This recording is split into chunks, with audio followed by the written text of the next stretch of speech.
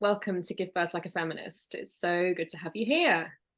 It's so nice to be on your podcast. You came on the Down to Birth show for episode 103, if I'm recalling correctly. Okay, I didn't remember the number, but I do remember doing it. Yeah. One of my superpowers. I remember a lot of the episode numbers. That's very impressive.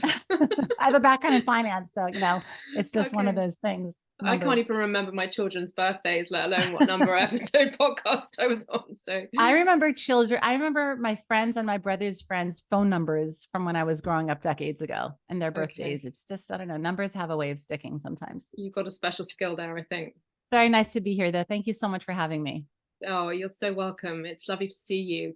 And we're going to talk today about birth in America. That's kind of like what I want to pick your brain about, because a lot of people who listen to this podcast are in the UK, and obviously I am too, and that's where my kind of main knowledge is.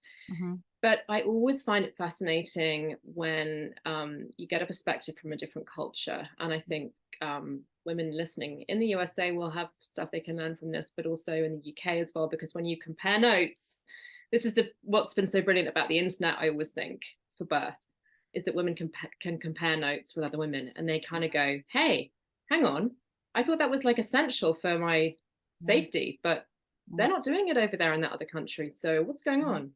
Yep. That kind of stuff is what I'm interested in hearing Yeah. about today. And birth in America fascinates me. So Yeah. I mean, I know you guys don't even do routine group B strep testing, and we do. So there's so many ways I can demonstrate that things are different here. yeah, Um, and I agree with you that it's interesting. Anything cultural is interesting. I have an undergraduate degree in sociology, and I'm always looking at things from like a very global perspective. And I have grown accustomed to speaking to Europeans about a variety of topics.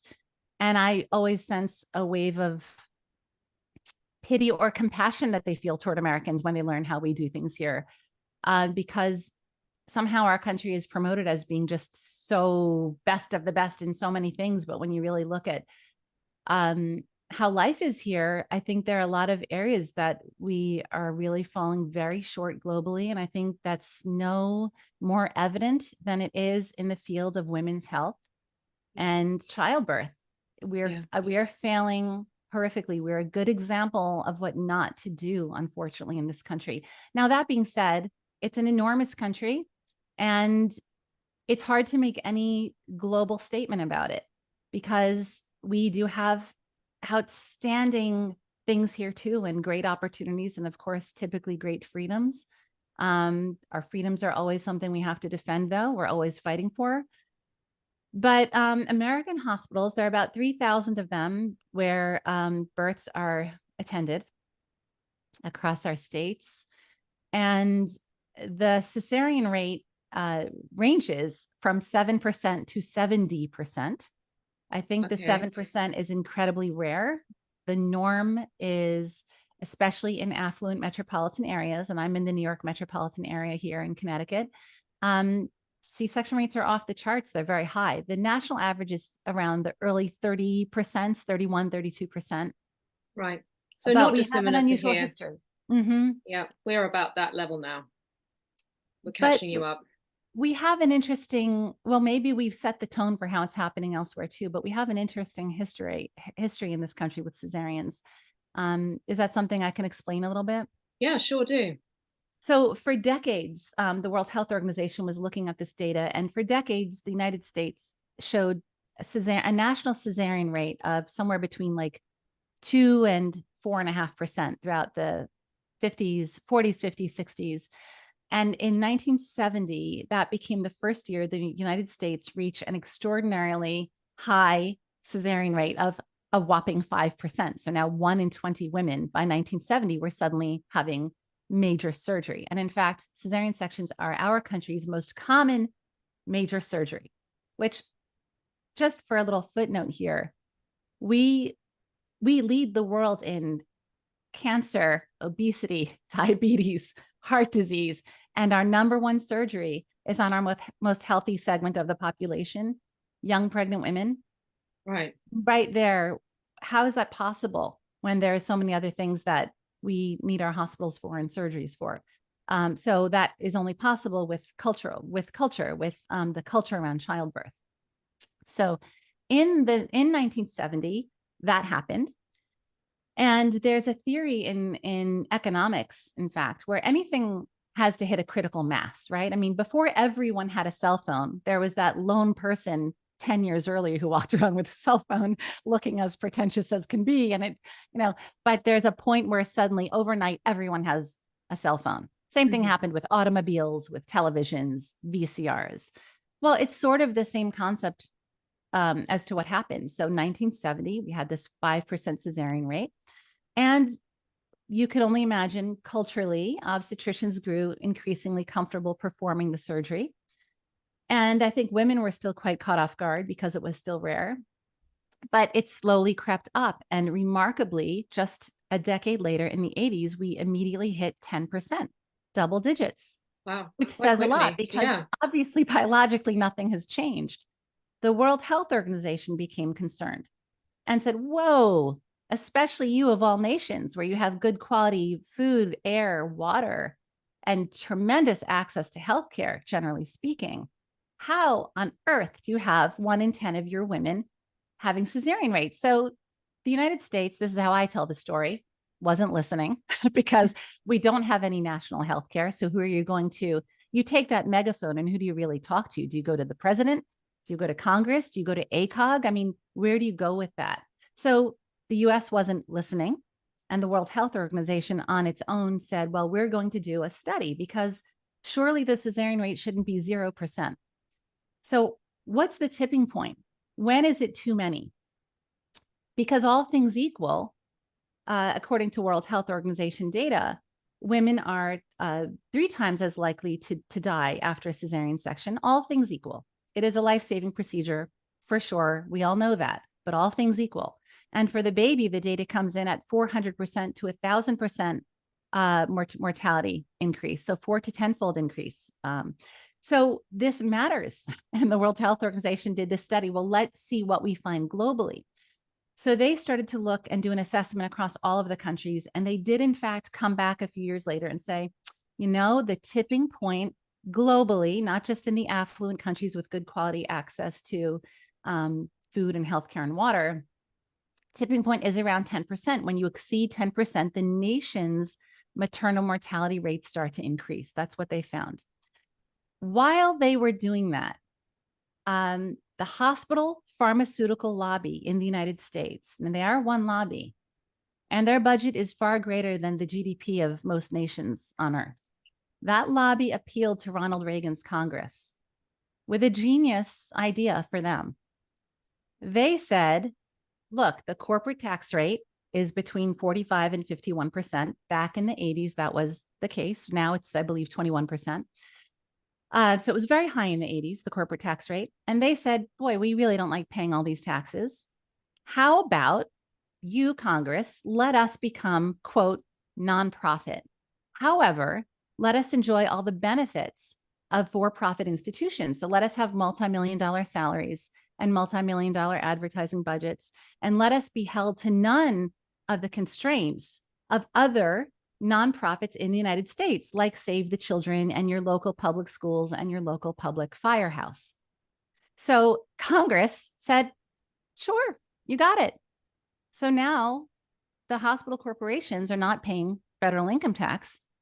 And I think even more incredible, their .org is manipulating us into believing that they're nonprofits when they're not a nonprofit institution by any criterion other than the fact that they don't pay corporate taxes. When that happened in the 80s, we know that conflicts of interest abounded immediately. And we have the data to show that. So while 1 in 10 women in the 80s were having cesarean section, by the early 90s, it was 1 in 5 women. By the late 90s, it was 1 in 4 women. And today it's 1 in 3 women. So our system is, I'm convinced that this is a cultural systemic issue here. That's the problem. So even the best meaning obstetrician is held to revenue targets at their hospital in most hospitals. Yeah. Wow. That is quite a scary thought. That just goes to show what happens when money becomes involved in healthcare in any situation. We're very lucky in the UK that we have the NHS, but we still have these rising rates. So it doesn't completely explain what's happening here. It doesn't completely explain what's happening here or anywhere else. And I believe what's happening is just so many things: the misinformation, the rhetoric, the ego of providers. Honestly, I think that's such a big part of it.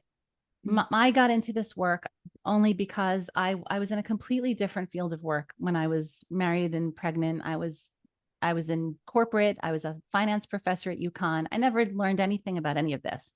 I just had an inclination to want to birth my baby vaginally if that was possible for me. And because I had observed how many women were having cesarean sections around me. And I have a very small framed mom, and I was 10'3" at birth, and my brothers were really big. And I never believed the big baby thing, because in my own family, that just wasn't it couldn't be that we're all just getting lucky. Mm-hmm. So I wanted to learn about birth, and I was seeing a very high intervention doctor in Connecticut. And at one of my early visits, I asked her for her cesarean rate, because incredibly in the United States, they don't have to report that. There's no law saying they have to report that. When hospitals report it, it's self-reported anyway. And only about half of hospitals do. So we can't believe that. In fact, I'm getting a little bit off here, but I'm going to tell you that very hospital had self-reported their cesarean rate as being 30-something% around 2015. And I went to a conference in the field of perinatal health, and I met an obstetrician there who said, oh, well, I used to be an OB at that hospital, but now they've put me in charge of trying to get the cesarean rate down. And I said, tell me what the cesarean rate is, knowing that they had announced it was 30-something%. And she said to me in a whisper, it's 57%. And I said to her, I knew it. I knew it, because this is a PR thing for them. So they're saying, okay, half of these hospitals are saying, sure, we'll tell you our numbers, but they're just self-reporting them anyway. Okay, so I went to this obstetrician back when I was pregnant with my son, and asked her cesarean rate, and she really didn't want to answer me. So I pressed her for an answer. I said, well, what do you think it is? I mean, how high do you think it is? Because I had read Hensi Goer's book and read about the World Health Organization and the tipping point of 10%. 10 to 15 in the most impoverished nations, they were saying. And my doctor finally said, well, I don't know, it's somewhere around 50%. And I very earnestly and very trustingly, as a very uninformed young pregnant woman, said, why? I just don't understand why. Why is it so high? And she said to me, look, Cynthia, I don't like if the mother is too old. I don't like if she's too young. I don't like if she's too thin. I don't like if she's overweight.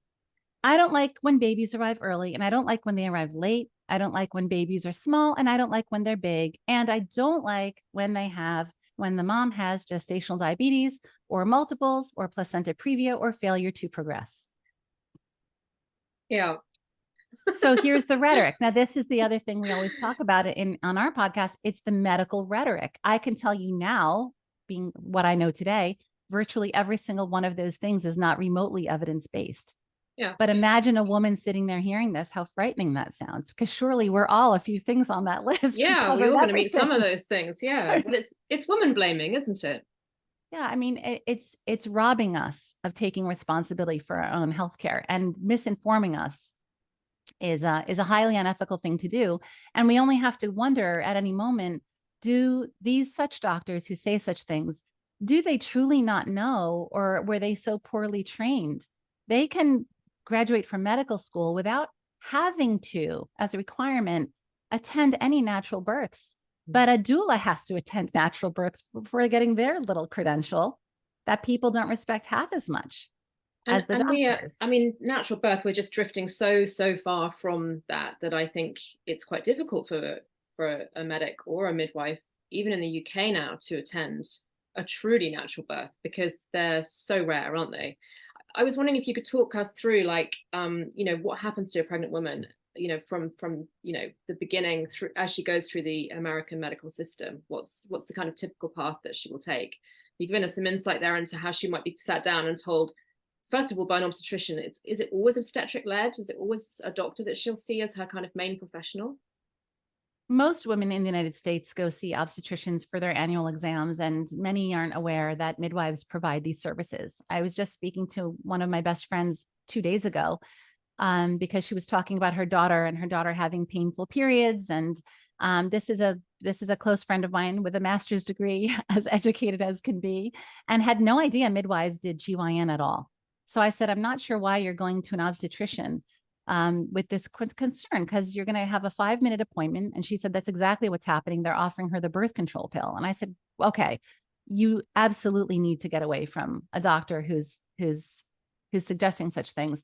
And you should look into a midwife, and the one that feels like the right one to you. But at a minimum, your appointment will be 30 minutes, if not 60. At least we deserve to have a relationship and a conversation with these things. So to answer your question, the typical path, of course, we have it all here. We have it all, very big country, but the typical path, certainly of the clients who've come to my hypnobirthing classes, because that's why I've had so much observational data. I still teach hypnobirthing about 5 times a year, but I've taught over 2,000 couples. So I've heard a tremendous amount from those women through the past 16 years. And they typically go to a doctor for their pregnancy confirmation appointment, which is usually an intrauterine, is that the word for it? Ultrasound, the one where they use the wand. Wow. Okay. Yeah. So at what gestation do they do that? If they're still doing it this way, it's typically right at when women are a few weeks pregnant, they do it right away. Wow. Yes. So, yeah. And then that's, when you say intrauterine wand, that sounds like something that's inserted internally. It's the ultrasound that's inserted internally. And when you understand the controversy around ultrasound, that's definitely the kind that you would prefer not to have. And it's just not necessary. You're either pregnant or you're not pregnant, right? So the whole notion of going to a doctor and they do a blood test or they do the urine test, but now, I remember experiencing that, and the doctor like, okay, well, you're definitely pregnant. And that was like, well, right. I told you I was pregnant. That's why I'm here. Yeah. And then they say, well, it's a singleton. It's not twins. And like, oh, okay. All right. So can I just ask, do American women not also have a standard kind of like pelvic exam? Is that every year or a regular thing that they have just to see if everything is okay kind of thing? Yeah, most American women go, I believe most American women go annually for a GYN exam. And I think they might have been changing recently how often they recommend pap smears and such. So I think it might not be annually anymore that they're recommending it, but it's typical that a woman has had a relationship with an obstetrician, if not a midwife, with an obstetrician at the point that she becomes pregnant. She typically can immediately by default choose the doctor she had been seeing for 5 or 10 minutes a year for those annual exams. And so I think that's really interesting, because we don't have that here. We don't have pelvic exams from doctors here. We have smear tests to check for cervical cancer, but that's it. And that would be a nurse practitioner who does that. And it's not every year. I can't remember exactly the timing of it. I think it's about every 3 years or something like that. Maybe more. I have to look that up, but it's definitely not annual. And it's not looking at anything else. It's just a smear. It's just the smear test for cancer cells. So that I find that really interesting, just right there, that what you're saying is women in the US are kind of already in the habit of being examined in that way, probably unnecessarily, but they just are accepting that that's part of being a woman. Yes. And I think the other thing too is you have women, for example, when I moved to Connecticut in my mid-20s, I needed to find a gynecologist just for those annual exams. And other doctors of mine had recommended this doctor, who turned out to be an absolute wolf in sheep's clothing. I learned years later when I was married and pregnant, but I started seeing her annually. It was a very unsatisfying experience. I had to wait typically at least an hour before she would call me in. I religiously made her first appointment of the day every single year, because I had to do that before driving to my job at MasterCard International at the time. So I always called and said, I want her first appointment, 8 a.m. And I was never seen until after 9, just never. Once the receptionist told me, oh, she was triple booked at 8 a.m. So that's why there's a delay. I said, well, it's 8:50 now. And she spends 5 minutes with me every year. So even if I said, first of all, I don't know how you can triple book 3 people for one time slot. I don't understand how anyone can commit to seeing 3 people at one time. But even if that were the case, and even if she had taken the other 2 before me, I know I spend 5 minutes with her a year. So how come you're not seeing me by 8:10 or 8:15? So it was just a very, as I said, unsatisfying experience seeing her. But I thought, oh, it's once a year, just get it over with.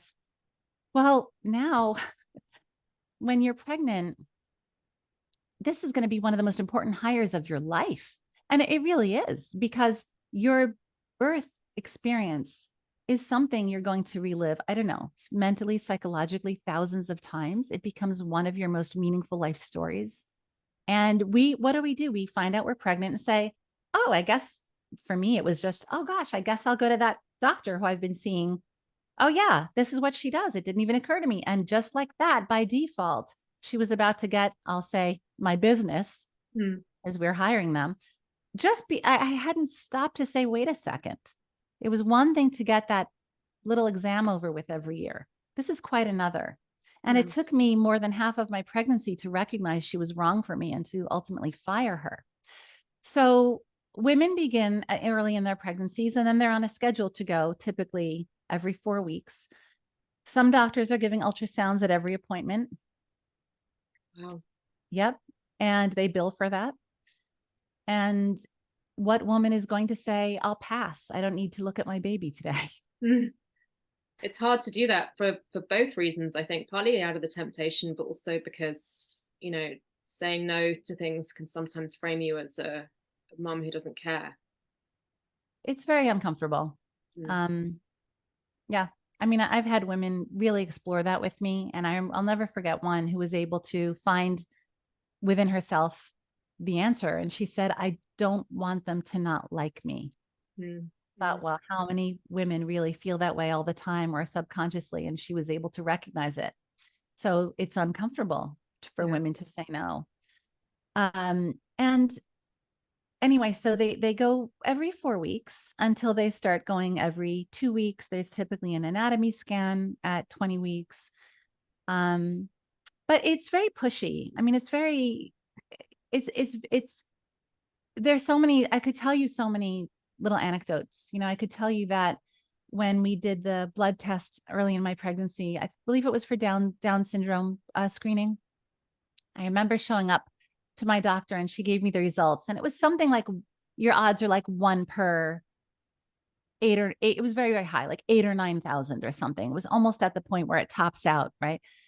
And I sat there like, oh, okay, like thinking, what does this mean? And I said, okay, so it's saying, if I'm understanding correctly, the odds are very, very low.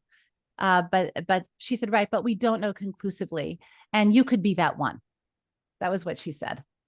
And she said, so we recommend a test called the CVS. And I said, oh, I was just reading about that. Can't that result in a loss, like 1 per 200 times?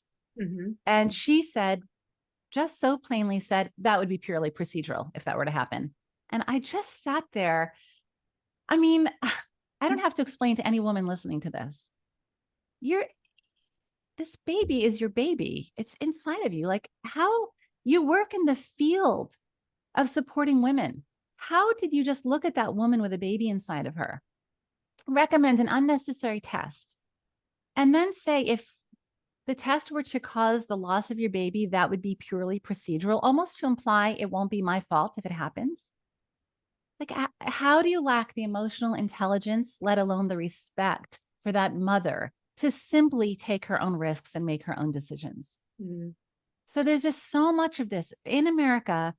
In the United States, we treat sick people, and then with the healthy people, we just test them. That's what we do. Whereas I think with national healthcare systems that you find in Europe, it's my understanding, there's just more incentive for the government to actually have healthier women and men, because then they don't have to pay for their sickness. But here, the economy is moved when people are sick, or when you're treating healthy people like they're sick. That's when the money is moving. That's not to say it's every individual's incentive, but that's how this medical system has been built. Yeah. And then the woman gets towards the end of pregnancy, and I know you're going to have something to tell me about what then happens, because I can predict already that there's going to be a lot you have to say about going past your due date. Yes. The rhetoric is very difficult for women to confront. It's my normal range of clients is working with them when they're between like 4 and 8 months. So I see women mid to late pregnancy, and by the time they finish working with me, it's normal to see them feeling really close to each other, really empowered, really ready, really good. And there's always a good percentage of them that's calling me or texting me frantically a few months later saying, Cynthia, can we talk? This is what's happening. And those doctors that are kind of nodding along the whole pregnancy. Sure, sure. That's the birth you're planning. Yes. Yeah. Fine. Fine. By the end, they're shaking their head. No, I can't let you do that. Yeah. So we hear about these things all the time. We can't let you go past your due date, or treating women high. Oh gosh, this is a new one. Women saying to me, I'm 34 now, but the baby is due the week of my birthday. And the doctor says, if I don't give birth by my birthday, I'll be 35 and therefore I need to be induced. Yep. No, that's a common one. Oh, yeah, it's a common one. Yep. Like you're a cake in the oven and you've just, the timer has gone bing. But there's nothing to support doing that. There is no research to support doing that. And even when we look at the research that shows, well, does induction reduce this or that? Like when they look at whether it reduces stillbirth, they never, ever do the research to say, by the way, what did happen with those 10,000 women you induced compared to the 10,000 that haven't been induced. They never really want to look at the risks of the induction itself. So we take for granted in these studies that the induction has no risk. So let's see if we can, let's just see if we can change the outcomes for these women if we induce, but they really don't examine, well, how many of them hemorrhaged? How many of them had, God forbid, hysterectomies after this? How many had C-sections? We don't, that's never a part of these studies from anything I've seen in all these years. And I've had researchers say, oh yeah, they're not going to be doing those studies, because they usually start off with their intention. And it seems legitimate to say, well, does it reduce stillbirths? They just want to keep the focus over here as if there's no risk. But even that should be a woman's choice. Even that should be her choice. Even if her risk of stillbirth goes up by 1%, let's say, at a certain week, should that not be her decision to say, this is the trust I'm taking through this process?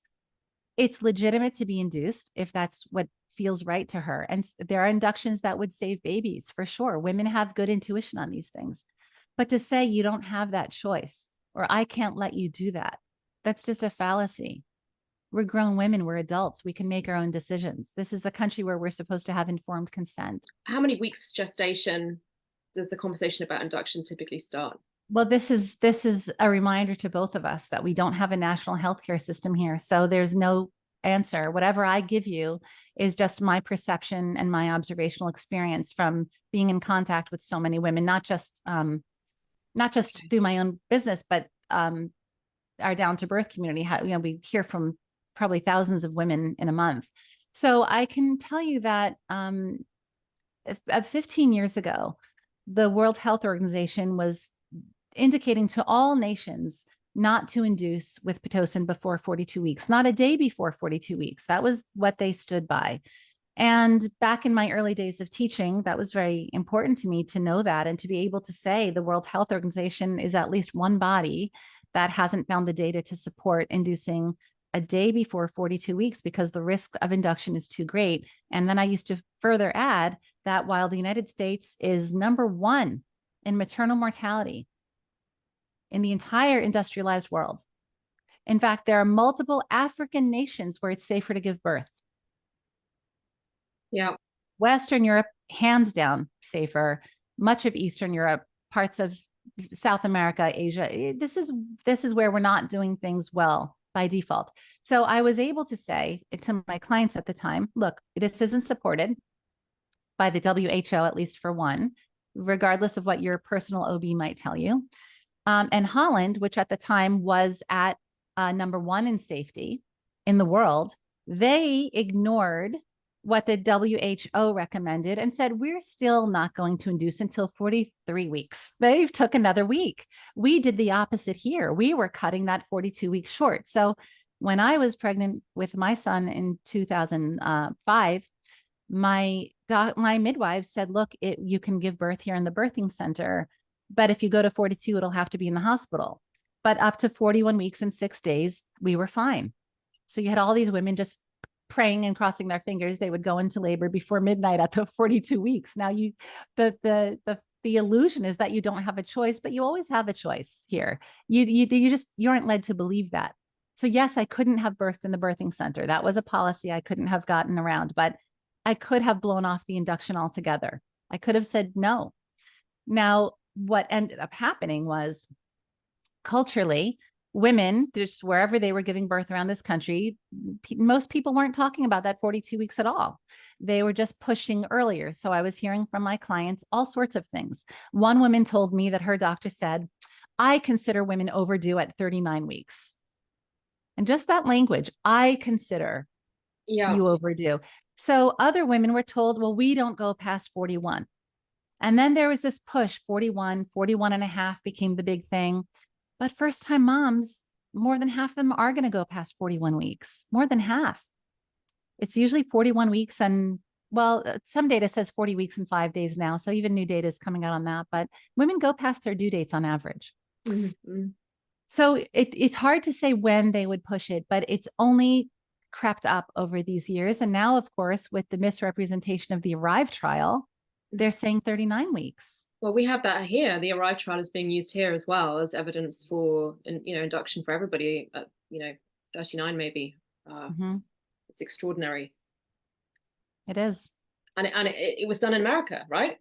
So it's all of the births in the ARRIVE trial were in the US system, as far as I understand. Yeah, I don't remember if it was all in the United States, but I certainly am aware of how they're misrepresenting what the ARRIVE trial actually said. And they're also ignoring, as happens all the time with studies, they're ignoring limitations. For example, it wasn't a double-blind study. So the first red flag to me when I was just starting to read about the ARRIVE trial, in my first moment of reading it, I said, wait a second, their cesarean rate was 22%.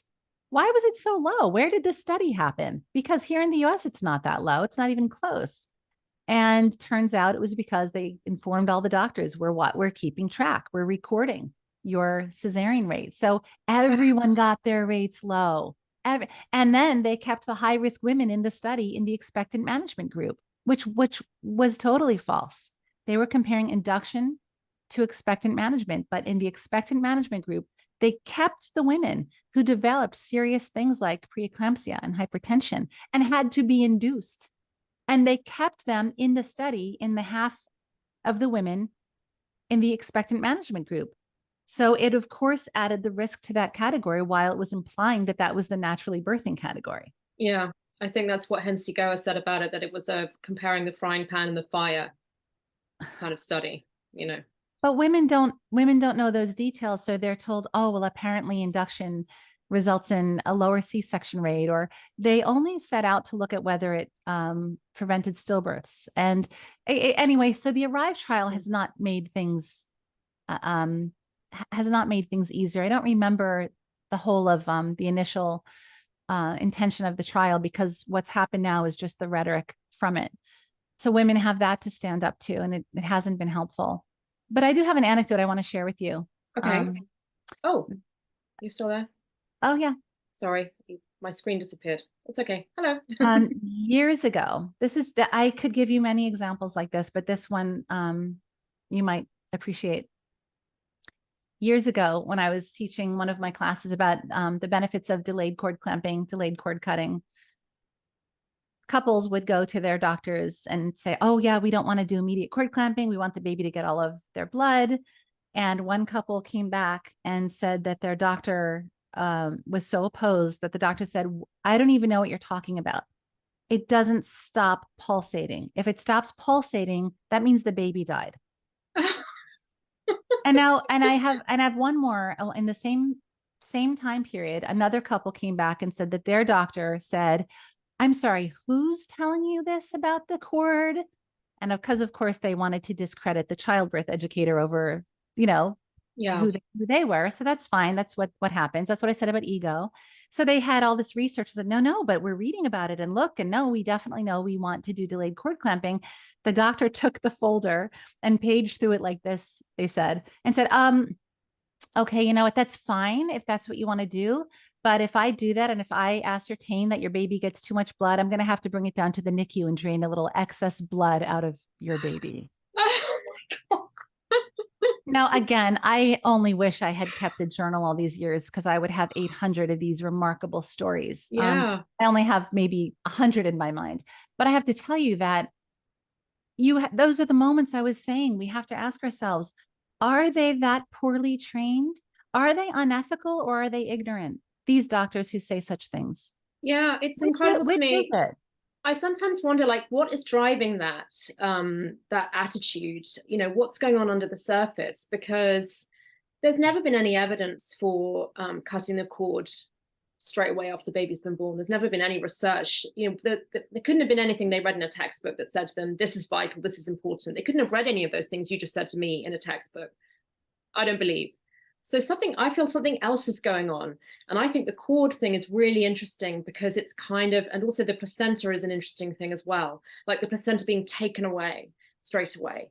It's like an ownership thing. It's like, I think, this is my theory anyway, that it's all to do with like a deep down desire to have the creative power. Women have the creative power and men are jealous of it.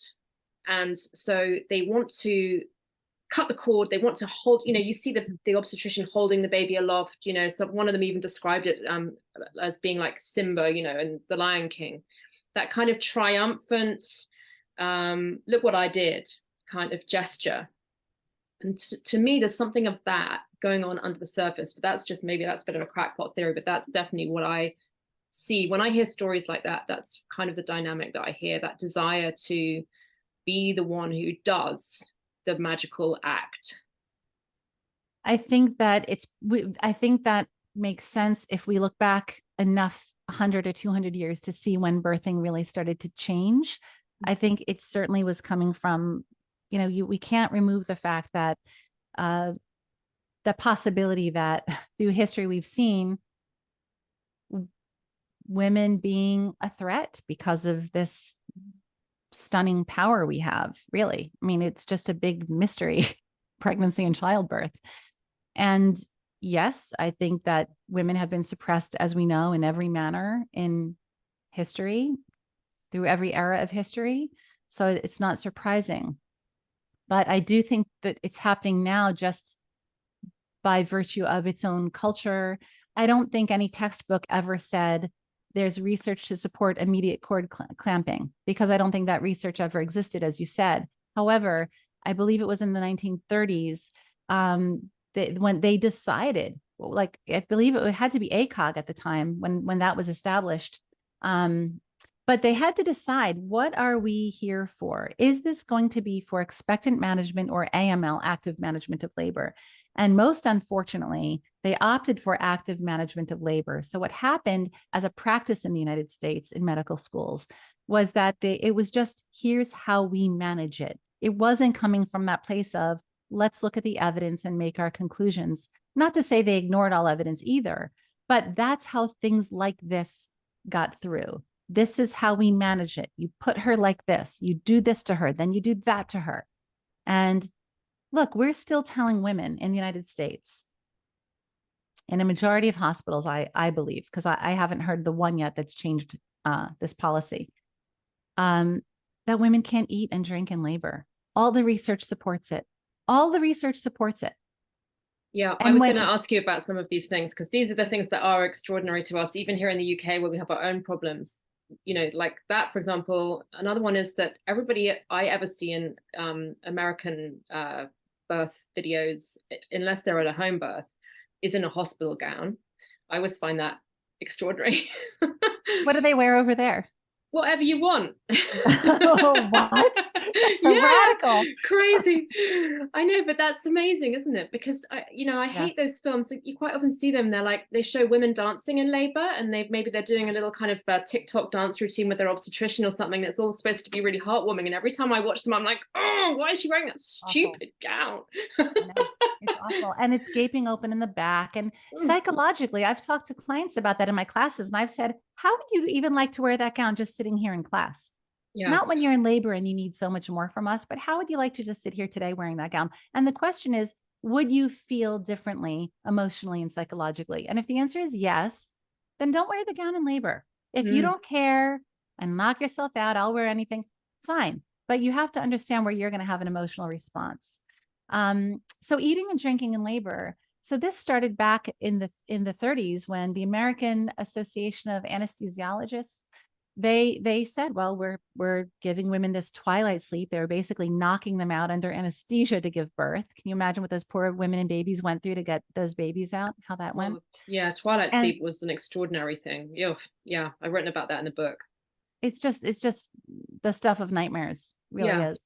They And were actually completely aware of what was going on. They just didn't remember it afterwards as well. That's the really horrible thing about it. And they had to be straitjacketed, sometimes put in special beds so that they couldn't hurt themselves, like padded beds, and have their hands tied and all kinds of stuff, because they just would go absolutely wild.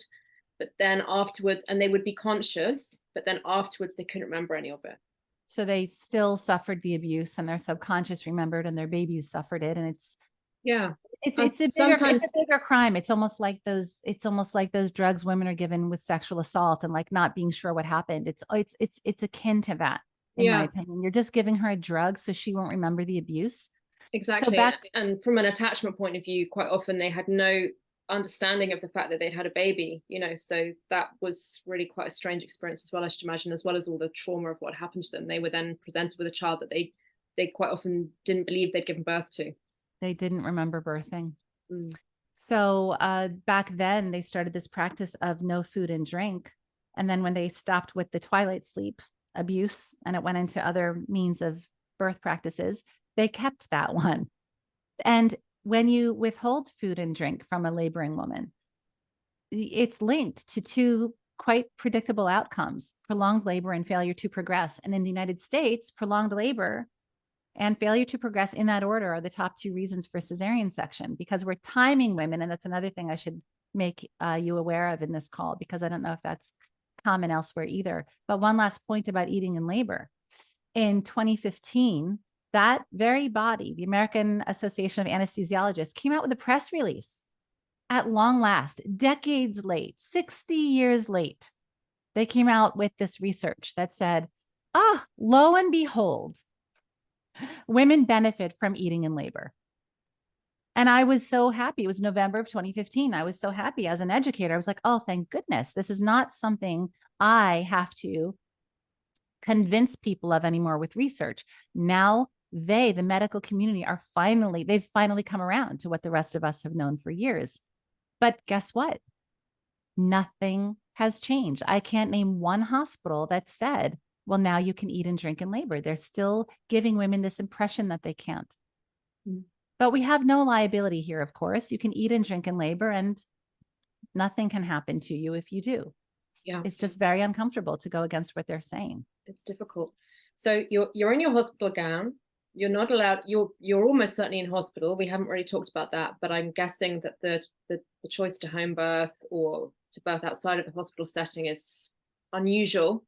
I mean, it is here, but in America, what's the numbers, do you know, of women who have home? We've traditionally said it's around 1%. I think it's crept up with COVID. So I think it's between 1% and 2% now.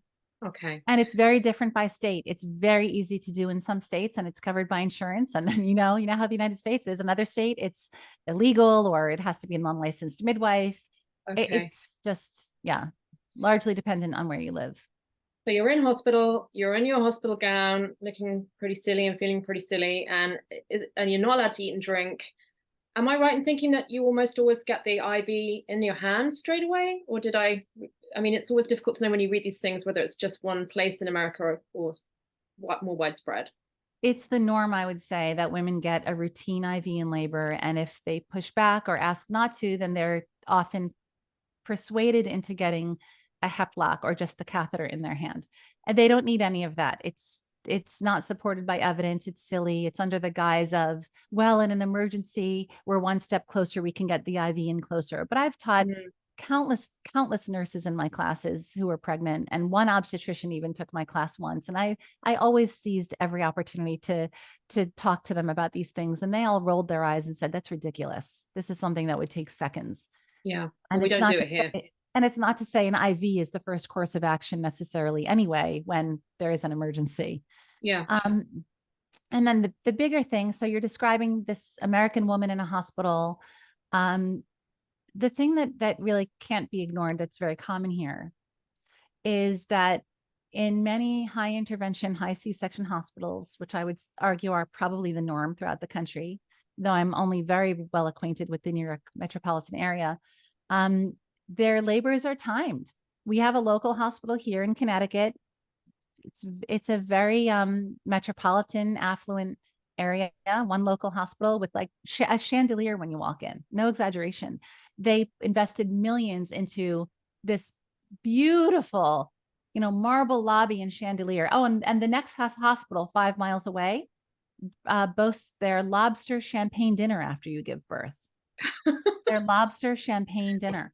And when I've supported women in leaving those hospitals, they always lamented for a moment, oh, but I'm going to miss that dinner. And I'm like, oh my God, that dinner is the least important thing.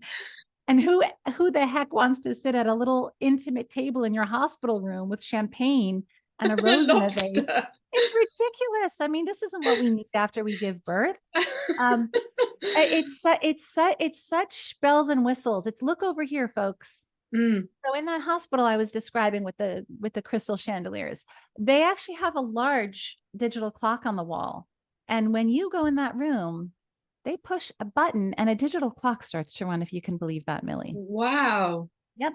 And then the doctor I was with, that was the hospital, she had said to me before I left her in my early months of pregnancy, she had said to me, I'm going to need to see you. Those were her words. I'm going to need to see you dilate 1 centimeter an hour. So you have to have the baby within 10 hours. And being very logical and left-brained with things like this, I said to her, wait, I have to have the baby in 10 hours or less. But I read that the average first-time mom takes like 14 to 16 hours. So what stage of labor has to be 10 hours or less? And her response was the whole thing. And I said, wait, I don't understand. So hang on, I said to her. If I labor at home for 6 hours and I come in, how much time do I get? And remarkably, she said 10 hours. Right. I said, well, if I'm out to dinner with my husband in a restaurant and I go into labor and we come here, how much time do I get? She said 10 hours. I said, if I labor at home for 24 hours and come in, how much time? She said 10 hours. And I thought, okay, you know what? We're not talking safety here. We are not talking safety, because there's no way, if this were a matter of safety, you'd be comfortable with a woman who had labored for 24 hours coming in. So now I can tell you, we know for sure there's no correlation whatsoever between the duration of a woman's labor and the outcome of her birth. There's none. You can't draw any conclusions around that. But that was their policy. And they go so far as to have a clock over her head. And I've had clients throw sheets over the clock. And I've also heard of the nurses who come in and whisk it down. Then I had a doula tell me in that hospital, when the woman reached 10 centimeters and was ready to start the pushing stage, the nurse reset it. And the nurse's words were 2 hours till C-section. 2 hours till was the language. Right. And meanwhile, she's on her bed and she's tied up to a continuous electronic fetal monitor, which I don't believe they're doing in most other industrialized nations. And is that standard as well, the monitoring all the way through labor? So you've got no food and drink, you've got your IV in your hand, you've got your gown on, you're on a bed, presumably. Oh, yes. And you have to be, because you're strapped to a monitor. You're laid up like an intensive care patient. And I don't even use the word patient, I say client, but that is the feeling. You get that bracelet around your wrist, you get hooked up. It can go so far as catheters rather than getting up and going to the bathroom herself. I mean, there's almost no end. There was once a beautiful sketch in Mothering magazine, and I still have it somewhere, that showed a woman in a hospital with all the interventions, all the routine interventions. And it was just this sketch of a woman lying in bed, and there were just wires and compression socks on her and all these wires in and out of her. And she was just laid up like she was in intensive care. It messes with us psychologically. We have to reject things like the hospital gown. You have to say, I don't need that. It's funny, while you're talking, it's reminding me of we have this box in the kitchen with a few bits and bobs in, and in the box is this little pink hospital bracelet that was my first baby's when she was born. And they never put it on her. And when my daughter found it a while ago, she was like, "Oh, it's my bracelet from when I was born." You know, she's probably seen it on YouTube or something. And I said, "Well, actually, that you never wore it." And she was really surprised, like, "Well, why didn't I ever wear it?" And I said, "Because I wouldn't let them put it on you. You weren't going to leave my side. And those bracelets are just a throwback to when they used to take babies away from mums, and they had to label them all so that they could give the right baby back to the right mum." And I just said, I didn't want you to have a plastic bracelet on. You'd just been born. And she was like, "Oh," and and then when we had that conversation, I remember thinking, "Oh, was I being a bit militant about that? Maybe I shouldn't have been so militant." But now I'm talking to you and hearing these stories, I'm thinking, yes, we should push back against these things, because this is where you end up, with everybody with their plastic bracelets on and everybody with their IV lines in. And it's dystopian. There's an analogy that comes to mind all the time for me because of the background I mentioned in sociology in undergrad. I learned a few things that have just stuck with me my whole life. And one of the most disturbing and compelling things I ever learned from one of my professors was that they studied when men were tortured in war. They studied how to break men, basically, and to get them to share secrets. And what they found was that if they had captured a soldier, the way to break him was to first ask him a seemingly innocuous, casual, innocent question, like, so where are you from? And you had the soldiers who never opened their mouths. They just stared straight ahead and they didn't break. But you had the soldiers who thought, well, that's harmless enough. So they would answer. And then they would continue the conversation, ask the next question and ask the next one. And I feel like your refusal to put that on your daughter was you're claiming, no, this is where I draw the line. I came here so you could serve me, and I'm not here with my baby so we can serve you.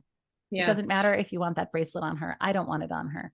Oh, no. That was that's why we don't break, because we draw that line very tight. Yeah, I'm really glad I did it now. Thanks for reminding me of that story and making me feel retrospectively glad that I was feisty and disobedient, because it's good sometimes to draw these boundaries, isn't it? The very notion of being disobedient says so much. We can't be disobedient. I mean, I would never in a million years use that language between me and my husband, right? There's too much respect between me and my husband. I don't even use that language with my children, frankly. But that with my husband, with another adult, can you imagine speaking to another adult who you respect in terms of obeying? Of course not, right? So how are we now in this position of having this language with a doctor? And frankly, if one must obey the other legally, it is the other way around. Precisely. But it's that power dynamic that's so difficult to disrupt, isn't it? Yes, because we're rewarded for being compliant and polite and agreeable. Women are rewarded for that. It's rewarding for women. And I think it's a part of our personalities more than we realize. Let's talk briefly about what happens to women postnatally, because I think that sometimes gets overlooked in these discussions. So what happens when if you've beaten the clock, right. You manage to have your baby, however you, by whatever means, and you leave. I do want to make clear that, again, this is a huge country with many subcultures, and there are many hospitals where they wouldn't time labor. And I've had countless clients with longer labors in hospitals it is something that typically had to be discussed or managed. But I have had the clients also where it just didn't come up and they were just supported. So, but that is a common practice here, this 10-hour thing in many hospitals. But I can never speak for the whole nation. So after birth, I would say the same thing. We can't speak for the whole nation, but we certainly know that it is probably the norm, almost certainly the norm, that babies go on the mom just for a few minutes and are taken away fairly quickly. Now, some babies don't go on the mom right away. They're taken away and they're bathed and they're bundled and they're washed. But for the women I work with who are really insisting on getting their babies right away, so maybe I'm not hearing from the general population enough, but they often do get their babies. And then it's a matter of when they're looking to take the baby away. An insider at a local hospital, I'm referring now to a third local hospital, not the one with the chandeliers and not the one with the lobster dinner, but another local hospital. We have one in almost every town around here. An insider who worked there shared with me the tip. She said, listen, the only reason we're taking perfectly fine babies away is because the pediatricians have to check the baby and the pediatricians don't want to deal with the parents. They don't want to go in room after room and after room talking to the parents, which again, I just want to say, why are you in this line of work if you're not going to want to look in the eyes the people who just gave birth to this baby and congratulate them or allay their fears or speak with them for a few minutes? What is this mad rush we're constantly in this country? So they get all the babies into a room, at least in that hospital, to have the pediatrician just go down the line and check them all and clear them all. But that can be a very lengthy process. It can be hours. Oh my God. So they still have rooms with the babies in rows of little cots? Oh yeah. Yep. Whoa. Yep. I don't know if there are any hospitals that don't have that. I just don't know. I'm not saying they don't. Yeah. I'm just saying I haven't heard of a hospital that hasn't kept those rooms. Yeah. So they take your baby away to that room and then you have to wait until the pediatrician has seen the baby and then your baby gets brought back to you. That's how it goes in this hospital. And that's the norm of the stories I've heard, that it's a matter of people having to insist on keeping their baby, on not having their baby removed. I mean, it's remarkable. It's remarkable that any of this is going on. But yeah. And how long typically, I mean, would you say that takes? I don't think we know. If I worked in a hospital, I might be willing to give you some information, but I don't. I've only heard the occasional story from people, whether it was hours or however long it was, but I don't think I can give your listeners any impression. But for me, 5 minutes would be too long, to be honest. Yeah. But then I didn't want the bracelet, so I definitely wouldn't want the baby to go to the little room. Yeah, I mean, the typical advice is have your partner go with the baby. Don't let the baby be alone. Like this whole thing of managing someone being with the baby. Well, the mother is supposed to be with the baby. Yeah. I mean, and then often we've heard stories of mothers being left alone, which is absolutely egregious. She just gave birth. I mean, she should not be left alone. No. And sometimes everyone leaves the room with the baby and the mother is alone. It's like, it's deeply traumatizing for a woman. Her body needs that baby on her. Yeah. Her breasts and her skin are anticipating the feel of a baby. And when she doesn't get that, I had a PhD who used to teach workshops at my business, and she was amazing and had so much fascinating information. She said the woman's body is secreting now grieving hormones. If that isn't the most heartbreaking thing. Grieving hormones, because it's saying, where's the baby? That is awful. And we're doing this just by rote, by default, for no reason. They don't separate babies in the UK from moms? Not anymore, no. No. I don't know when that last happened. Maybe not for 20 years or more. We haven't done that. We don't have those rooms in hospitals anymore. And no, it's no. I mean, you might be on a postnatal ward where you've got your baby right next to you, but they never take the baby away unless it's unless you're in the NICU. Yep. The neonatal intensive care. No. So it feels like we're getting more right than I thought here. Just it's hard to hear some of these things that are happening to women in America. Well, you have the improved maternal outcomes to show for it. We know that there are reasons you have better outcomes than we do. And we're just talking about some of those reasons. Yeah. It has to point to something, right? The women are they're very comparable between the US and the UK. There shouldn't be, one group shouldn't have significantly higher mortality than the other group. There's also a racism component here, of course. Yeah. I believe the statistic in New York City is that for every 12 women who die, 11 are women of color. It's just like staggering. And it's irrespective of how educated those women are. It doesn't matter if those women of color have PhDs. It doesn't matter if they're affluent. They're still subject to those statistics. So what is that about? There's so many false arguments. Well, maybe they're on Medicaid. Maybe they have poor quality health. No, they've looked at all that. We have some stats in this country for that too.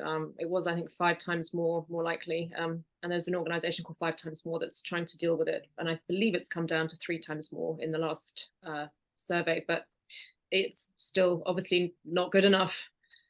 And I guess one of the takeaways of that is if childbirth outcomes can be so dramatically different by race in the same population of women, and so dramatically different between similar populations of women as you have between the US and the UK, we know this has nothing to do with women.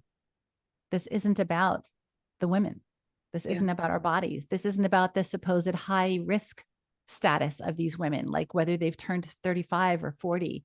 We know that these are a result of practices, of personalities, of decisions imposed on these women. We know that. So that's where this conversation always has to stay. Yeah. Around these policies. And could we end, Cynthia, maybe with you just giving some message to women who might be listening to this, who might be in America? And I know you do such great work already with your podcast and all your work, which I will link to, but could you just give some thoughts to anyone listening to this who is pregnant? Like, how can they take back control of their birth if they are giving birth in the US?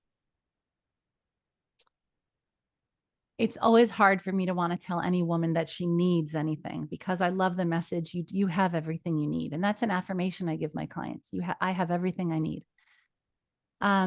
So I want every woman to come from the place of deeply trusting that every cell in her body is anticipating a healthy, normal, physiologic, safe, beautiful, satisfying, lovely birth.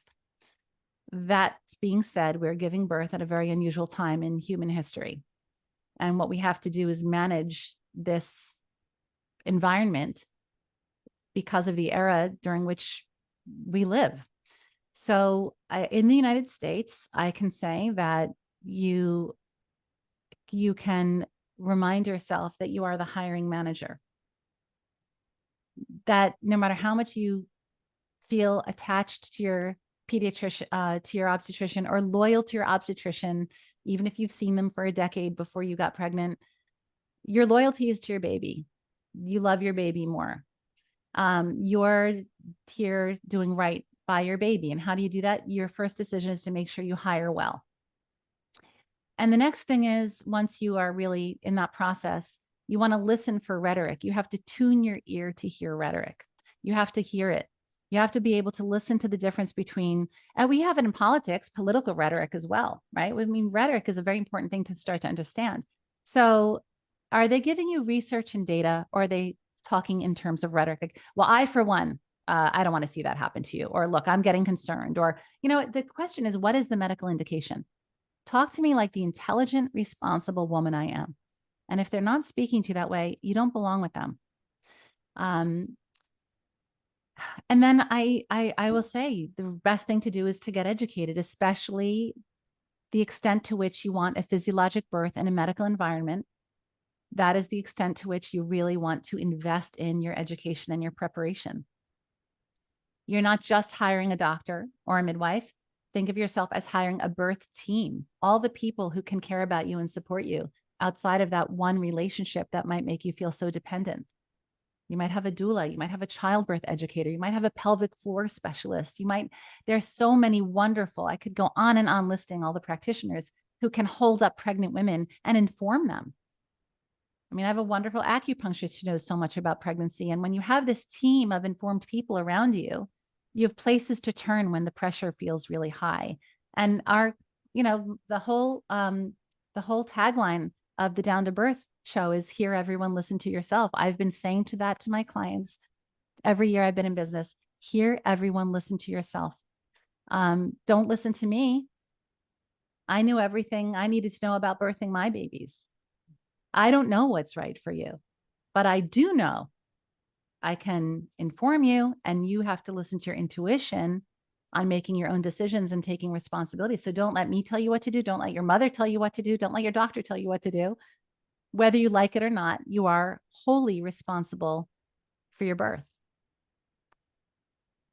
In fact, one of my published quotes in one of the articles I've written is, it is the right, in fact, the responsibility of every woman to plan her birth with, it's right. I don't remember the rest of it. Isn't that hilarious? Like with freedom and choice, with her own freedom and choice. Cynthia, we have nearly run out of time. And I want to talk to you for another hour or 2 or 3 because it's absolutely fascinating. Thank you so much for all of this insight that you've given me about what's happening in America. It's been absolutely brilliant. Thank you for keeping the conversation happening. Thank you for caring. And I can't thank you enough for the work that you are doing in the field of women's health, women's rights. You're a complete inspiration to me. And, there are other topics we didn't get into today, but you are always going to go down as someone who spoke her integrity. And you have been an inspiration to me to do the same. So thank you for the work that you're doing. And I'm so happy to be here, and I'm honored to know you. Oh, thank you, Cynthia. I appreciate that so much. I really do.